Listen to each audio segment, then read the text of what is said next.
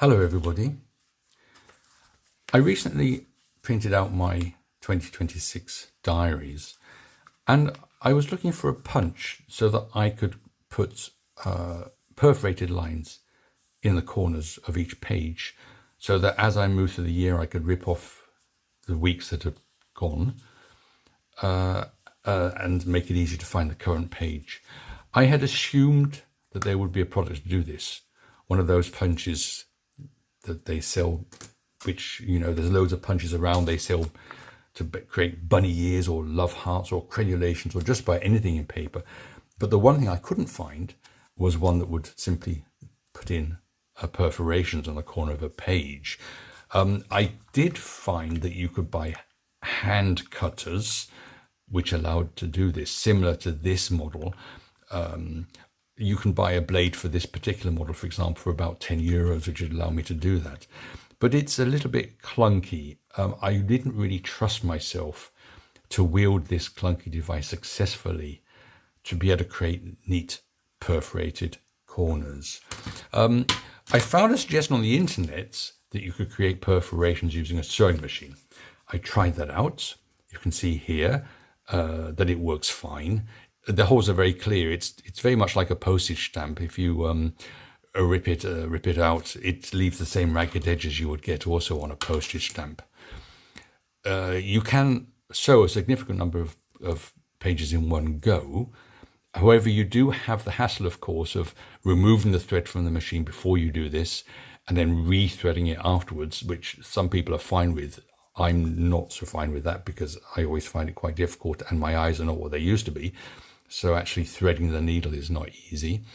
Also, when the machine creates the holes, it punches the paper down into the next hole so that the pages stick together, potentially causing problems when you move through the weeks in your diary, because the pages are going to be sticking together as this one is here because of the way the holes are created. I therefore decided to try this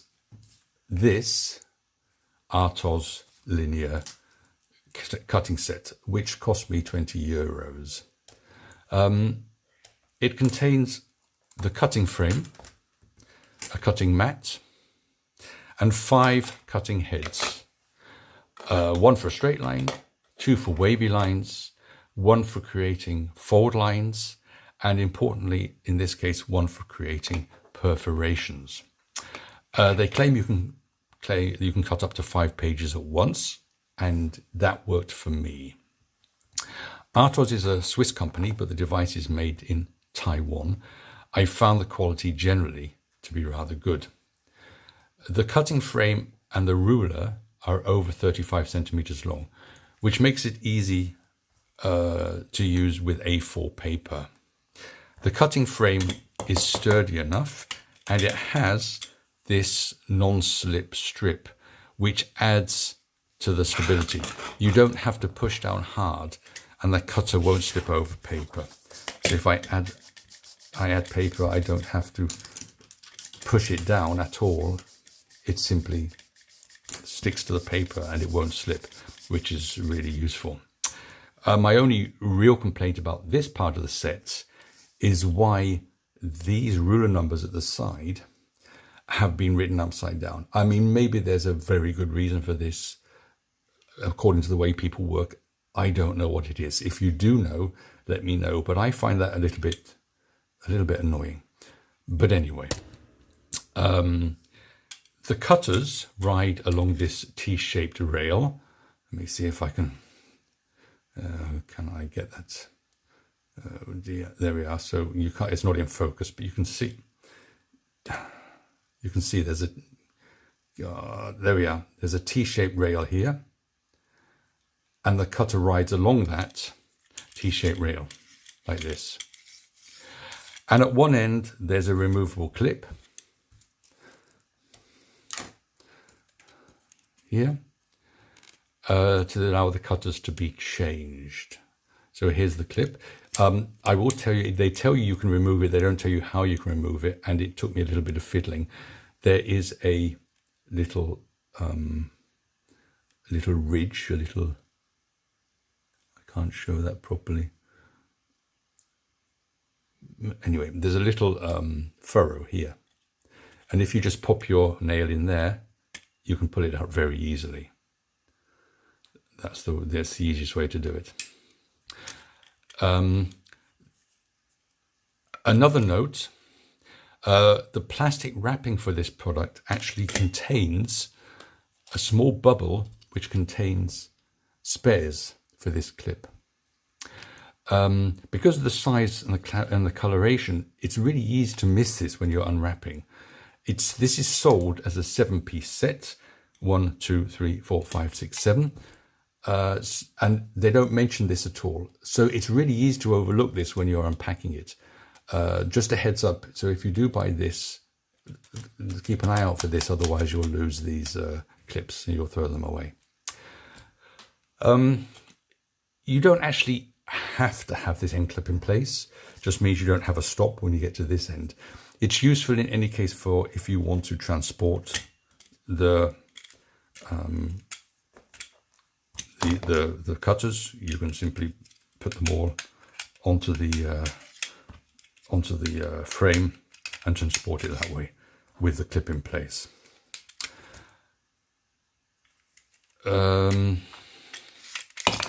The unit contains a cutting mat, which has proved incredibly useful. If you're like me, you may sometimes forget to put it there, and you'll find yourself cutting your desk open and the folder underneath the paper open and all this other stuff.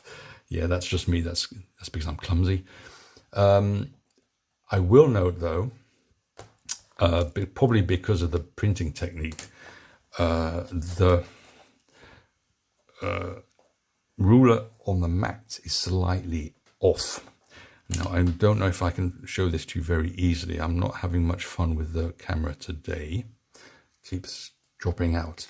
But if I put the camera in the ruler in place at the front, you'll see that underneath, about 1 millimeter off as you move along. So if you have to work very accurately, the ruler is correct on the plastic part. It's not entirely correct on the cutting mat. The cutters are a unit. You push down on them to expose the blade. As you can see, the blade is here. As you push down on them, you expose the blade, and then as you run it along, it cuts the product. It did take me a little while to work out how much pressure I needed to apply to make the cuts. You can't buy replacement blades only. You have to buy the whole blade unit for about €5 each, which is a shame because they're single-use plastic. But maybe that's been done for health and safety reasons, I don't know. The blade cuts in both directions, so it cuts this way and this way. So we can just, or I can make an attempt to test these out. We've got a wavy line here.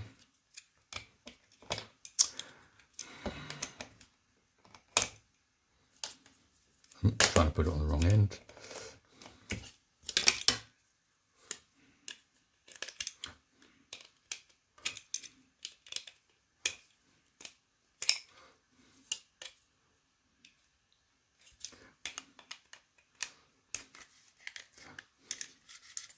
Right. So we have a wavy line. We don't have a wavy line. We have the first one I'm trying is the perforations, which, as you see, works very nicely. The next one I will try is a wavy line one. So there we go, wavy line. Next one is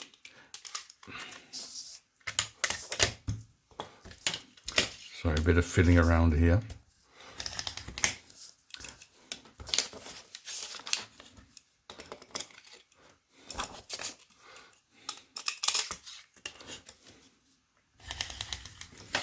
So this is the fold one, just makes a little, you can't really see that, but it just makes a little mark which enables you to fold easily along that line.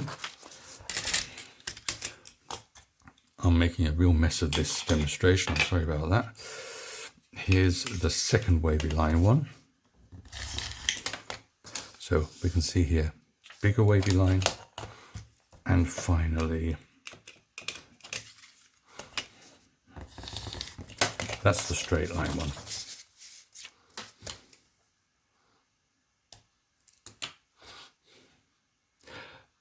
So as you can see, the perforations which I made are different to those made by the sewing machine. The slit is, a paper is slit rather than punctured. So the pages don't fix to each other. And the paper when ripped leaves a cleaner line. Here's what they look like in my 2026 diary. So difficult to see, but this is, I have made a perforation here. There we go. This is 52 GSM Tomoe paper, so it's very light and yeah, easily creased. I had expected only to use the perforator, but actually I've been finding this device really useful. Being able to trim a single sheet of paper in this way, despite the mess I've been making of this demonstration, means that it's been much quicker and more effective than, for example, using scissors in certain circumstances. So at a recent squash tournament, I had to trim and hang up results, and I was able to do it very quickly using this product rather than having to get out the scissors and try and trim around the graphs. So I don't think I'll ever use the wavy lines, but the fold line creator possibly, and the cutter certainly, and the perforator certainly. So I think this is a pretty good product, and I would recommend this one if you are in need of something like this. So this has been a bit of a messy demonstration, but I hope at least that you've seen enough to show you what this can do. And if you have any questions, just drop them below, and I'll see you next time.